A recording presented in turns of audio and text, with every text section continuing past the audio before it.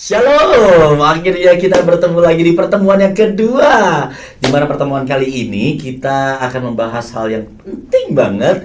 Kita akan membahas tentang kesehatan. Siapa narasumbernya? Pastinya kita juga mengundang narasumber kita yang luar biasa. Tidak lain dan tidak bukan, ini ada Dr. Fani. Hai. Halo Rocky, apa kabar? Halo Dr. Fani, gimana kabarnya juga? Saya baik banget. Baik-baik Dr. ya. Fani, gimana? Saya puji Tuhan sehat Sehat. dan penuh berkat. Ini penuh semangat sebetulnya. Penuh semangat dan Iya. penuh berkat. Kita berdua udah divaksin Yes. dan sudah melakukan protokol kesehatan dengan antigen. Betul Swab antigen, banget.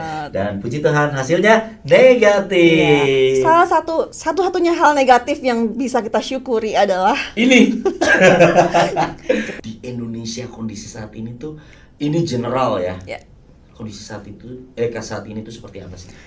kondisi kesehatan Indonesia ya, ngomongin in general ya, Yes. secara umum belum bisa bilang bagus-bagus banget sih, belum bisa dibilang rata-rata banget karena memang antara pembagian ke wilayah kita yang begitu besar di Indonesia ini, ada wilayah yang maju, ada yang terbelakang, ada yang Iya. belum, ada yang masih gini gitu.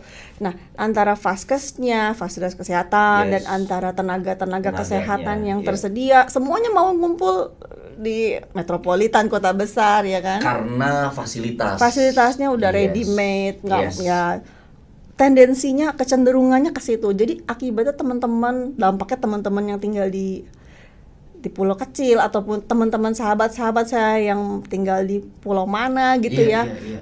Kadang ini waktu pandemi berlangsung kemarin kan kami sebenarnya ada gerakan nih Rocky untuk kayak bikin gimana nih APD yang udah kita tampung, udah kita usahakan bersama, kita bisa juga bagikan ke Donasikan. teman-teman Iya. yang ada di daerah pelosok. Karena mereka mau beli dari mana nggak Betul, ada. betul. Iya kan? Saya kemarin ingat saya kirim ke paling jauh saya kirim ke Ambon dengan kita tuh niat, dengan kita tuh usaha, kita bikin kelompok, kita bikin sebuah komunitas ya, kita gerakan supaya teman-teman yang di daerah juga bisa kerja dengan aman, jangan sampai mereka terpapar hanya Iya. karena nggak punya APD. Teman-teman saya, teman-teman kami sejawat yang juga Iya. terpapar, akhirnya terpapar dari pasien dan sudah dipanggil Tuhan. Ini masalah yang perlu diselesaikan oleh semua orang secara bersama-sama. Bukan hanya pemerintah. Ya, bukan hanya pemerintah. Yes. Semua elemen harus terlibat gitu. Kalau bilang semua elemen harus terlibat, peran gereja di masalah kesehatan ini apa? Lihat akar kata gereja nih ya. Ah, Sebetulnya itu kan dari bahasa Irani ya. Eklesia. eklesia. Ya, eklesia itu artinya perkumpulan orang-orang yang diutus keluar. Wah, mantep kan. Nah, jadi kalau ingat itu, berarti tahu dong, berarti sebenarnya gereja itu bukan semata di bangunannya, karena gereja nggak pernah mengartikan dirinya sebagai bangunan atau institusi. Berarti orangnya itu sendiri ya. Bener banget. Jadi kita tubuh yang ada di dalamnya. Jadi tubuh yang sudah percaya akan imannya tekan Kristus ya kan. Bagaimana mereka bisa mengupayakan, saya ini udah diselamatkan sama Yesus Kristus, berarti kita harus mengupayakan sebuah gerakan keluar bagaimana kita bisa berkarya. Bukan ya kan? hanya menerima, tapi kita bisa berani nih keluar. apa yang bisa saya bikin keluar gitu ya.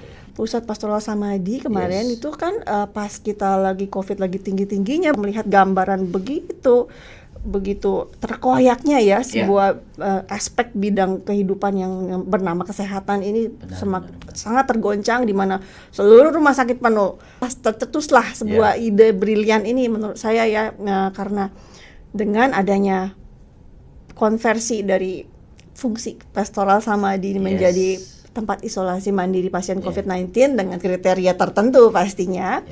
Itu sudah menunjukkan banget Pastoral Samadhi yang begitu menurut saya pelayanannya begitu tulus ya, dan juga total. Frater bekerja keras yang malam semua terlibat. Saya sangat salut, saya sangat merasa bahwa gereja betul-betul hadir untuk membangun, untuk merangkul harapan bagi sebuah kesembuhan. Sebuah kesembuhan pasien-pasien COVID. Itu salah satu peran gereja ya. Gereja itu bukanlah tempatnya tapi orang-orang tersebut, orang-orangnya yang kita wujud. Itulah yang kepingin gereja wujudkan di dalam sebuah rangka pelayanan kesehatan ya. Jadi terangnya itu semakin bersinar gitu. Mesti. Kalau misalnya kita bahas tentang kesehatan di kitab suci, apa kisahnya? Nah, oke. Pertanyaannya bagus banget. Iya, mantep. Jadi kalau kita lihat nih ya, kalau tentang kesehatan banyak sebenarnya Rocky, banyak. Tapi saya hanya ambil satu nih.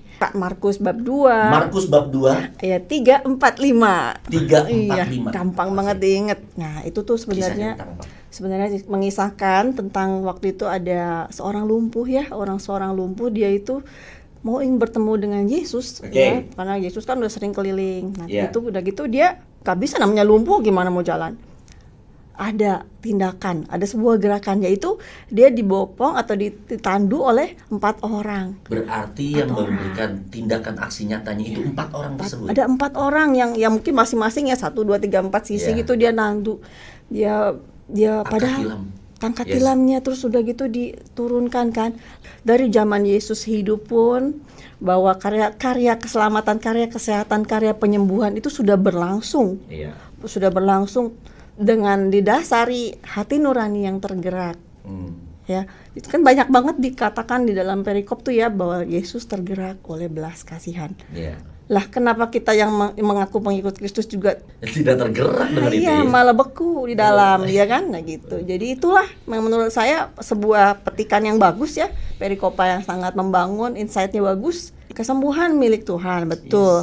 Tapi kita bagaimana kita dari diri kita berani beraksi. Gimana saya bisa action buat sebuah upaya untuk menyelamatkan orang lain. Benar banget. Sekarang ini apa yang bisa kita lakukan untuk aksi nyatanya kita?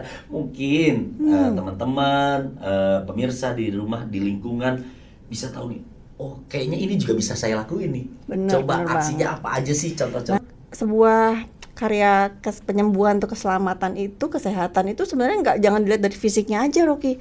Dengan Rocky coba, ayo yuk kita coba sapa. Menghibur. Ya, misalnya kita ngadain video call nih rame-rame. Oma ini lagi sakit misalnya, lagi sakit. Mungkin baru selesai operasi. Kalau misalnya kita sapa, ya kan, even dengan video call karena masih pandemi. Jamin deh, oma atau opa itu pasti seneng banget. Yang basis dulu deh, yang gak usah muluk-muluk nyari. Gak usah jauh-jauh lah ya. Bener, yang bisa kita lakuin di sekitar. Yang paling dekat. Kondisi pandemi ini mungkin oma itu anaknya kerja atau anaknya apa sibuk gitu mungkin, ya, sibuk. Bener banget. Tapi kondisinya lagi kurang sehat. Yes. Video call saja cukup membantu ya. Itu salah satu ya, kesembuhan itu dari sapaan. Dari hal-hal yang kecil mungkin ya? Kita nggak bisa lihat ya. Mungkin ya jangan semua diukur-ukur dengan materi gitu. Iya. Even cuman video call gitu sebentar, nggak harus terlalu lama, tapi mereka merasa oh ya aku tuh dicintai, aku tuh disapa gitu. Itu udah imun booster lagi tuh. Jadi minimal udah ada booster yang ngangkat, besok pokoknya aku mau lebih semangat kayak gitu. Dibanding coba udah sakit, terus nggak ada yang merhatiin, ditinggalin. Itu adalah bukan hanya sakit fisik, psikis kita juga kena. Kan? Karena setiap kejadian sakit yang kita alami sebenarnya menyentuh 2 aspek itu.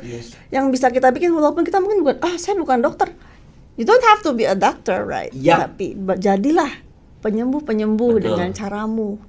Terus buat orang-orang muda nih yang saya lihat, pasien-pasien saya tuh juga sering cerita ya, wah dok saya tuh udah barusan ini loh volunteer buat kegiatan vaksinasi di gereja gitu. Itu kan sebuah gerakan juga ya, dimana orang muda tuh semakin banyak kegiatan positif yang terlibat. Oh iya bener, berarti sebuah kejadian yang mungkin kita rasa buruk pada awalnya ternyata menelurkan banyak sekali karya karitatif, karya kasih yang mulia. Semua bisa terlibat. Asal ya itu tergantung berkaca dulu. What can I do? Keren sekali. Aksi nyata harus kita wujudkan. Bener banget. Oke, Dr. Fani senang banget bisa ngobrol-ngobrol. Mungkin juga semuanya ada karya-karya baik yang bisa dilakukan, silakan loh dibicarakan bersama dengan keluarga atau lingkungan ya. Bener Jadi banget. apapun itu laksanakan atau wujudkan dengan aksi nyata. Aksi nyata. Maka itu jangan lewatkan, kumpul terus untuk APP kali ini di lingkungan-lingkungan. Yuk, banyak perbincangan seru yang bisa kita sharing ke teman-teman, keluarga, dan lingkungan. Yuk, kapan lagi? Ayo cepat wujudkan aksi nyatamu.